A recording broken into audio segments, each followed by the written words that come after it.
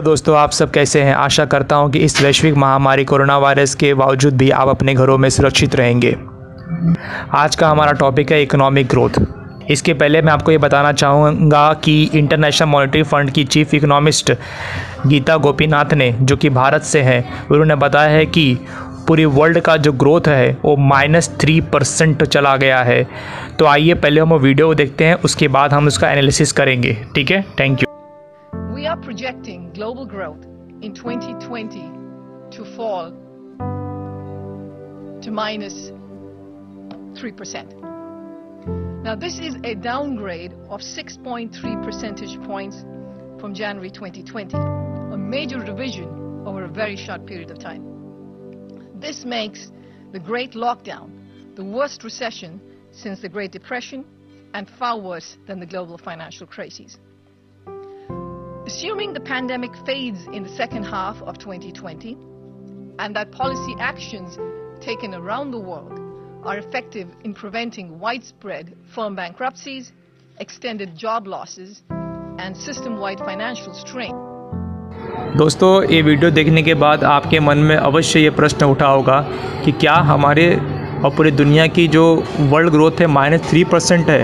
हाँ दोस्तों, -3% हो चली है इस वक्त। और इसका कारण आप सब समझ ही रहे हैं कि ये लॉकडाउन कोरोना वायरस के वजह से।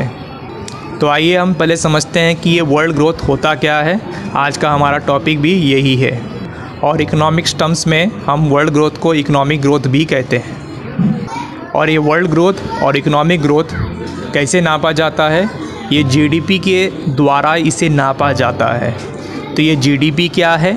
जीडीपी का डेफिनेशन बहुत सिंपल है। The value of goods and service produce in a country in 1 year is called GDP. जो भी गुड्स एंड सर्विस जो प्रोड्यूस होता है देश में पिछले 1 साल में, और उस गुड्स और सर्विस का मूल्यांकन वैल्यू निकाला जा सकता है। जिससे कि कोई लॉयर अगर या कोई डॉक्टर या चार्टर अकाउंटेंट जो आपको कोई सेवा देता है, आपको सुझाव देता है, तो उसके बदले वो आपसे पैसे लेता है, तो वो सर्विस का वैल्यू हुआ। कोई भी वस्तु जिसे आप खरीदते हैं दुकानों में जाकर, बाज़ारों में जाकर, उसका कुछ वैल्यू आप देते हैं। और ये जो टोटल जो गुड्स एंड सर्विस का जो वैल्यू होता है टोटल पूरे इकोनॉमी का, उसे ही जीडीपी कहा जाता है। तो हम नेगेटिव साइड को बात करने से पहले हम पॉजिटिव साइड के बारे में बात करेंगे कि जीडीपी अगर हमारे और पूरी दुनिया की जीडीपी अगर बढ़ती है तो इससे क्या होता है, क्या लाभ होता है लोगों को। सबसे पहले लोगों का जीवन स्तर, स्टैंडर्ड ऑफ लिविंग लोगों का बढ़ जाता है, और पूरे बाज़ार में डिमांड बढ़ जाती है, प्रोडक्शन ज़्यादा होता है। इसके वजह से प्रोडक्शन के लिए लोगों की आवश्यकता पड़ती है, तो एम्प्लॉयमेंट बढ़ता है। एम्प्लॉयमेंट बढ़ेगा तो लोगों को रोज़गार मिलेगा, लोगों को पैसा मिलेगा, तो लोगों का स्टैंडर्ड ऑफ लिविंग बढ़ेगा और लोग खुश रहेंगे। और उसके विपरीत अगर जीडीपी इकोनॉमिक ग्रोथ हमारा फॉल डाउन होता है तो इससे क्या क्या नेगेटिव इम्पैक्ट पड़ता है वो भी हम समझेंगे। तो इस टोटल 3 प्रॉब्लम हमारे जीवन में आते हैं अगर जीडीपी गिरती है। पहला तो आउटपुट फॉल हो जाएगा, जिससे कि भी लॉकडाउन चल रहा है कोरोना वायरस के वजह से, तो एक भी कोई भी चीज़ का प्रोडक्शन नहीं हो रहा है, तो आउटपुट आ ही नहीं रहा है, क्योंकि लोगों का डिमांड ही नहीं है। लोग घर से बाहर ही नहीं निकल रहे हैं किसी वस्तु को ख़रीदने के लिए। और जब लोग कोई डिमांड नहीं है तो प्रोडक्शन भी रुका हुआ है। जब प्रोडक्शन रुका रहेगा तो किसी वर्कर्स, किसी काम करने वालों की आवश्यकता भी नहीं रहेगी। जब लोगों की आवश्यकता नहीं रहेगी तो लोगों की नौकरियां जाएंगी और लोग अनएम्प्लॉयड हो जाएंगे। कल का न्यूज़ है कि अमेरिका में ऑलमोस्ट 20 मिलियन लोग जो है अनएम्प्लॉयड हो चुके हैं और अनएम्प्लॉयमेंट का फॉर्म भर चुके हैं अमेरिका में। दूसरा प्रॉब्लम कि लोगों का स्टैंडर्ड ऑफ लिविंग काफ़ी गिर जाएगा। लोग किसी भी वस्तु को खरीदने के लिए सक्षम नहीं रहेंगे, और लोग दिन प्रतिदिन लोग पुअर या बेकार या बोलते हैं गरीब हो जाएंगे लोग, कि लोगों के पास नौकरी नहीं रहेगी तो लोग गरीब तो होंगे ही। और तीसरी चीज़, बिजनेस ओनर्स जो हैं, बिजनेस फर्म्स जो हैं, वो अपने कंपनियों का एक्सपांड नहीं करेंगे। क्यों नहीं करेंगे? क्योंकि उनके पास पैसे काफ़ी कम रहेंगे। क्योंकि लोग डिमांड नहीं है तो लोग खरीदेंगे नहीं, तो लोग उनको प्रॉफिट कहाँ से आएगा, पैसा कहाँ से आएगा। अगर वो कोई चीज़ को बढ़ा भी देंगे तो कोई खरीदने वाला नहीं है, तो एक्सपांड क्यों करेंगे। वो एक्सपांड भी नहीं होता है और देश का उन्नति भी नहीं रुक जाता है। वही जब हमारा देश का इकोनॉमी और जीडीपी बढ़ता है तो काफ़ी लोगों का स्टैंडर्ड लिविंग तो बढ़ता ही है और काफ़ी लोग बहुत खर्चा करते हैं। जैसे कि बताए ना कि लोग नए नए घर खरीदेंगे, लोग फॉरेन टूर्स पे जाते हैं, अच्छे अच्छे देश के विकास होगा, लोग अच्छे अच्छे रोड बनेंगे, हॉस्पिटल बनेंगे, एयरपोर्ट बनेगा। ये सारी चीज़ें होती हैं अगर जीडीपी हमारे देश का बढ़ता है। लेकिन जीडीपी अगर जैसे कि -3% तक चला गया है तो समझ लीजिए कि हमारा देश का या पूरी दुनिया का बहुत ही बुरा होने वाला है।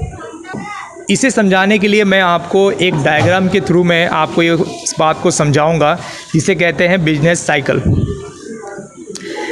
आइए पर डायग्राम को समझते हैं कि क्या है। ये जो वर्टिकल में जो लाइन ऊपर गया है इसे जीडीपी कहते हैं, ग्रॉस डोमेस्टिक प्रोडक्ट। और ये जो हॉरिजॉन्टल लाइन है इसे ईयर्स कहते हैं, नंबर ऑफ़ ईयर्स। तो आप ये जो डायग्राम बीच में देख रहे हैं, जो लाइन है growth boom recession slum growth boom, इस तरह की लाइन गया हुआ है। ये लाइन ये दिखाती है कि कोई कभी भी किसी भी देश का जीडीपी समान स्तर पे नहीं होता है, कभी ऊपर तो कभी नीचे, ये चलता ही रहता है, कभी ऊपर जाता है कभी नीचे जाता है। तो आइए हम लोग एक एक करके इसको समझने की चेष्टा करते हैं, प्रयास करते हैं। तो पहला है ग्रोथ। ग्रोथ में क्या होता है कि जिसमें जीडीपी बढ़ती है, साथ ही साथ अनएम्प्लॉयमेंट धीरे धीरे कम होने लगता है और लोग को काम मिलना चालू हो जाता है, लोगों का स्टैंडर्ड ऑफ लिविंग, जीवन स्तर लोगों का सुधरने लगता है। और इस वक्त बहुत सारी कंपनियां भी अच्छा करने लगती हैं। दूसरा आता है बूम। अगर जीडीपी ऐसे ही बढ़ता जाता है तो लोगों के पास पैसे और आते जाते हैं। जब लोगों के पास ज़्यादा पैसे आएंगे तो लोग ज़्यादा खर्चा करेंगे। जब लोग ज़्यादा खर्चा करेंगे तो चीज़ें और वस्तुओं का, सेवाओं का भाव भी बढ़ेगा, प्राइस बढ़ने लगेगा। प्राइस बढ़ने लगेगा तो इन्फ्लेशन भी बढ़ने लगेगा और ज़्यादा प्रोडक्शन होगा।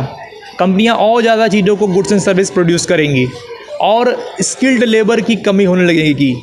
बिजनेस का कॉस्ट बढ़ जाएगा, लोग अंधाधुंध खर्चा करेंगे, लोग अंधाधुंध बिजनेस भी एक्सपांड होगा, लेकिन फ्यूचर के बारे में टोटली अनअवेयर होंगे लोग। और इसको कंट्रोल करने के लिए किसी भी देश की इकोनॉमी जो है या देश के गवर्नमेंट और सेंट्रल बैंक वो मॉनेटरी और फिस्कल पॉलिसी एक स्कीम लेके आते हैं, पॉलिसी लाते हैं जिससे कि वो महंगाई दर को कम किया जा सके। जिसके लिए आपको अगर जानना है कि मॉनेटरी पॉलिसी, फिस्कल पॉलिसी क्या है, तो आप नीचे डिस्क्रिप्शन में लिंक दिया है मैंने ही पहले वीडियो बनाया है इसके ऊपर, आप जाके वो वीडियो को देखकर इस बातों को समझ सकते हैं। तो आइए हम आगे बढ़ते हैं। तीसरा है रिसेशन। रिसेशन जो इस वक्त जो चल रहा है इसे रिसेशन भी कह सकते हैं, जहाँ पे लोगों ने खर्चे करना एकदम ही कम कर दिया है और जीडीपी हमारा एक्चुअली में फॉल डाउन होना चालू हो गया है, जो कि अभी नेगेटिव में चला गया है। और बिजनेस का जो डिमांड है, को लोग खरीद नहीं रहे हैं तो डिमांड भी कम होते जा रहा है चीज़ों का।